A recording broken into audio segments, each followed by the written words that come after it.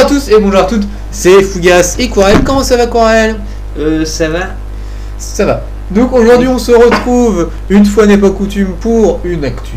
Une actu du mois, enfin super centenaire bien sûr, du mois de mai 2013. Effectivement. Effectivement, donc on rentre dans le vif du sujet ou tu veux... Non, oui, tout de suite dans le vif du sujet. Ou peut-être faire une petite information, hein, puisque à chaque mois on fait la promotion, le teaser, le teaser d'une nouvelle vidéo, hein, sur les cas frauduleux. Et ben sachez qu'en fait c'est bien enregistré, mais il manque le montage, hein, et c'est Fougas qui s'en occupe. Mais il va avoir le temps maintenant et ça devrait tomber incessamment sous peu. Voilà, d'ici 2 semaines peut-être. Dans le mois de juin, ouais. Pas sûr, hein. Pas sûr. Mais j'espère. Là, tu devras t'expliquer. Non, mais là, je m'avance tu leur plus, devras une explication. Là, je m'avance plus. J'espère que tu en es conscient que tu devras une explication. Je vais commencer les validations. Donc, les validations avec une validation du mois dernier. Ouais. Mais on a pris cette validation en plus, ce mois-ci. Non, en fait, c'est juste que j'avais oublié de bien mieux organiser l'actu du mois dernier. Et donc, du coup... cette personne, Shinosono, je crois qu'elle était vérifiée depuis le 20 mai, le 20 avril. Ouais, professionnalisme, quand tu me tiens. Ouais. Donc voilà, donc c'est Shinosono, donc une japonaise qui a 111 ans. Voilà. Donc, merci, voilà. Merci Quarel. De rien. Grâce à toi, tu fais augmenter les validations du mois de mai. C'est gentil. Alors, on poursuit avec une validation posthume. C'est Else Assmann. Donc qui était la doyenne du Bundesland de Berlin. Elle est décédée le 15 février 2013 à 110 ans et 363 jours. Et c'était la vice-doyenne allemande derrière Gertrud Henze. Elle est décédée quelques jours après l'ancienne doyenne allemande Elisabeth Schneider. On continue avec la validation de Naomi Connor, donc une américaine qui venait de l'état du Texas. Et qui vient toujours. Qui vient toujours, oui, en effet. Donc qui a 113 ans. Et oui, validation qui a duré longtemps. Il y a eu quelques pépins en route. On a découvert le cas vers les 100, 112. Enfin, 112, ouais. Voilà, donc, effectivement. Et en général, oui, il y a certains cas comme ça pour le GRG où... Bon, ce cas-là n'en fait pas partie, mais parfois il y a des conflits au niveau des recensements. Le temps d'avoir les actes de naissance originaux. Ça prend pas mal de temps, il y a des doutes au niveau de l'âge, il y a beaucoup de documents, donc il faut poser le pour et le contre, se dire sur quelle année de naissance on va la valider. Ouais, mais bon, c'était pas le cas pour Naomi Connor. Ouais, là il savait sur quel pied danser. Qui entre directement dans le top 10. Bon, tu passes à l'autre là. Oui, effectivement, encore une validation posthume, hein, c'est moi qui m'y colle aujourd'hui. C'est Tsuruka Mori. C'était une japonaise de la préfecture de Tokyo. Non merci. Ah oui, elle a un petit peu de permis. Elle est décédée le 8 mai 2011. Merci. C'est tout? Ouais. Donc on continue avec la validation d'Alba Benati Togni, donc une française, ça fait plaisir. Bon, vu le nom de famille, ça sonne pas très bien français, même si on peut avoir un nom italien et être né en France. Mais c'est pas le cas pour elle, donc parce qu'elle est née en Italie, plus précisément dans la région Lombardie. Effectivement. Et donc, elle a 111 ans. Actuellement, elle vit en Île-de-France. Mais ce n'est pas la doyenne, c'est la vice-doyenne. Car il y a une doyenne, une super centenaire plus âgée. Hein. C'est donc seulement la vice-doyenne. C'est Marguerite Conrad. Voilà, la doyenne, j'allais le dire, tu me coupes l'herbe sous le pied, merci. Bah voilà. Mais elles vivent pas dans le même département, donc Alba Togni est donc doyenne du département dans lequel elle vit. On poursuit avec la prochaine validation. Hélène Witt, qui habite dans le Maryland aux États-Unis et qui doit être la doyenne, je pense, parce que cet état-là, l'état du Maryland, on n'a pas beaucoup de cas. Oui, c'est justement ce que j'avais. Et donc elle a été vérifiée à 110 ans. Alors on va faire une petite mise au point, je sais pas si on avait déjà fait, au niveau des listes du GRG maintenant. Alors maintenant, le GRG vérifie en majorité les cas 211.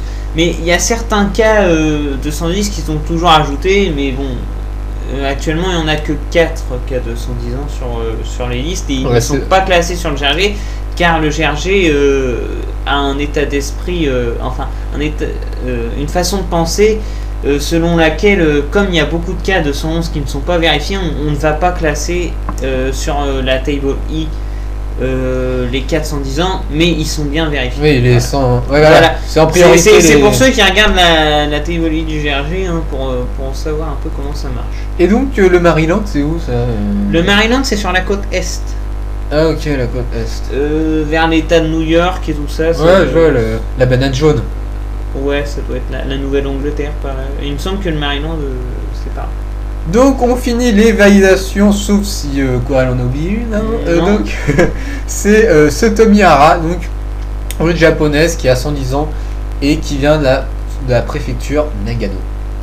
Voilà, donc Effectivement. pas d'autres infos. 110 ans.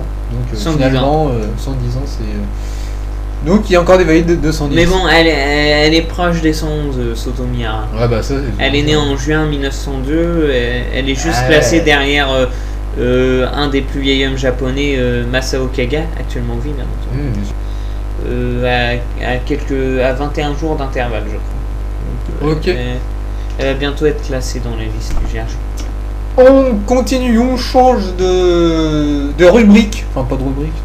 Enfin, bref, on passe au décès. Donc, je te laisse commencer les décès. C'est des décès assez.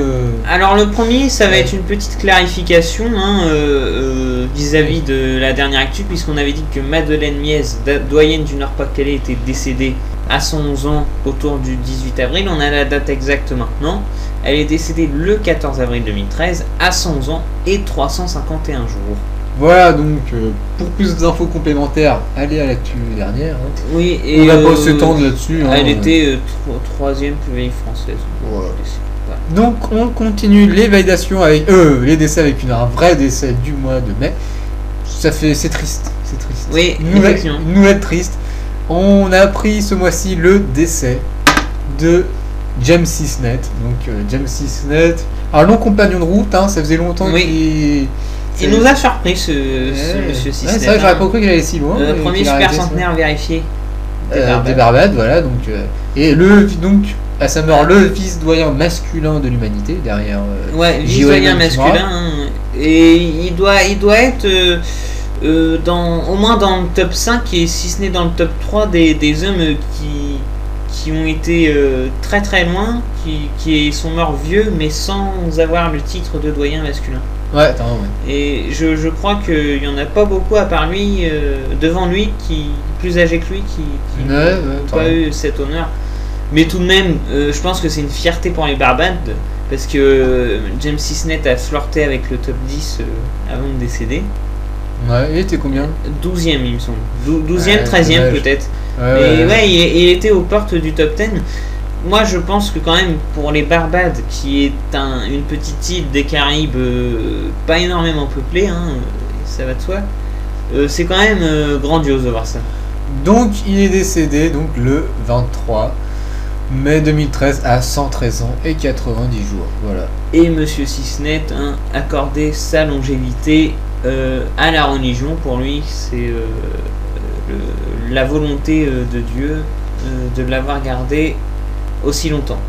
Ouais. C'est un homme très pieux, James Sisnet, apparemment. On poursuit avec le prochain décès, c'est celui de la doyenne française et doyenne de Martinique, Irénise Moulonguet.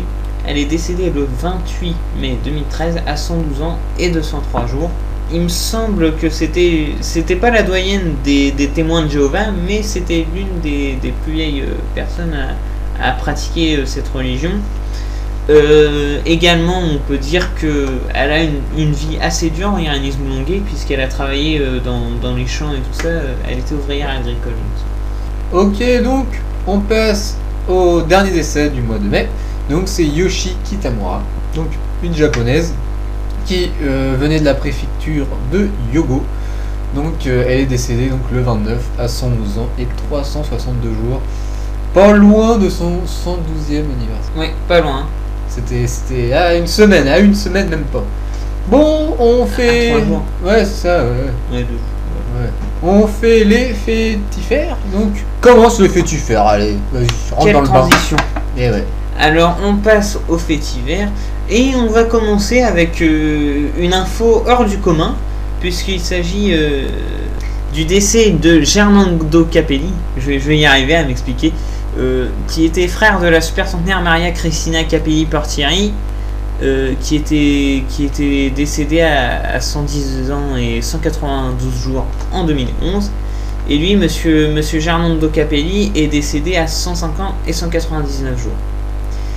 Alors donc en fait, qu'est-ce qu'ils avaient de spécial? C'était qu'ils détenaient le record de la plus vieille fratrie italienne actuellement en vie.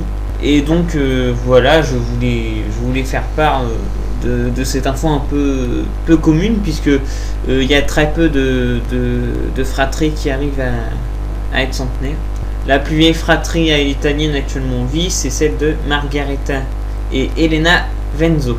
Margareta Venzo, elle a 110 ans et est en cours de vérification. Elle devrait bientôt rejoindre la pending list. Non, elle est déjà en pending list. Ouais. C'est-à-dire qu'il y a au moins un document qui a été vérifié et qui certifie qu'elle a 110 ans. Et donc sa sœur Elena Venzo a 105 ans. Voilà, donc on passe au deuxième fétifère. Donc cela concerne nos amis les Belges. Oui, et on va parler de la reconnue Fanny Godin, qui a fêté ses 111 ans. Donc, bien sûr, pour l'instant, c'est un parcours sans faute. Oui, apparemment toujours en bonne forme, d'après ce que le reportage, qui était assez court, somme toute, nous a montré. Voilà. Donc, on rappelle que c'est la 7e personne à atteindre cet âge sur le territoire belge. Oui. Alors, on a précisé sur le territoire belge parce que il y a parfois des Belges, nés en Belgique, mais qui changent de pays. Voilà, exactement. Et c'était le cas de Jan Makils Reiskens, un homme qui est décédé donc dans les années 90. Aux Pays-Bas. Exactement, dans la province du Limbourg. Exactement. Donc, il était né dans la province du Limbourg belge. Fanny Godin est, on va dire, à quelques pas du record de Belgique, 1 an et demi à peu près, on va dire, 1 an et 180 jours. Voilà. Et, le record belge qui est toujours détenu par Johanna de Rouvre.